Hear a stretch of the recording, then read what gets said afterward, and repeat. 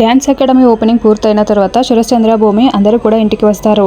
ఇంటికి వచ్చిన తర్వాత శరశ్చంద్ర నక్షత్రని ముందు నిలబెట్టుకొని బాగా తిడుతూ ఉంటాడు. అసలు మీడియా ముందు నువ్వు స్టేజ్ పై నిలబడి మైక్ ముందు నించొని నువ్వు వెస్ట్రన్ డ్యాన్స్ స్కూల్ పెడతానని అనౌన్స్ చేస్తావా? నీకు అసలు బుద్ధుందా? భూమి నా శోభ ఆశయాన్ని నెరవేర్చడానికి అలా క్లాసికల్ డ్యాన్స్ స్కూల్ పెడుతూ ఉంటే నువ్వు వెస్ట్రన్ డ్యాన్స్ స్కూల్ పెడతావా?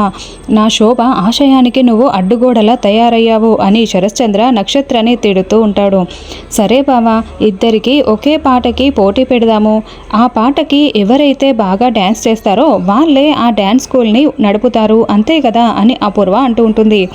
అవును, అంతే అంతే, ఎవరు గెలిస్తే వాళ్ళే ఆ డ్యాన్స్ స్కూల్ని రన్ చేయాలి అని నక్షత్ర కూడా చెప్తూ ఉంటుంది.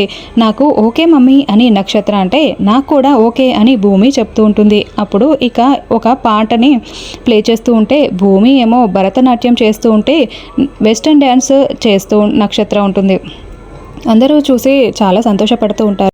మరి ఈ పోటీలో భూమి గెలుస్తుందా, ఓడిపోతుందా తెలుసుకోవాలంటే మన ఛానల్ని ఇప్పుడే సబ్స్క్రైబ్ చేయండి. Thank you for watching.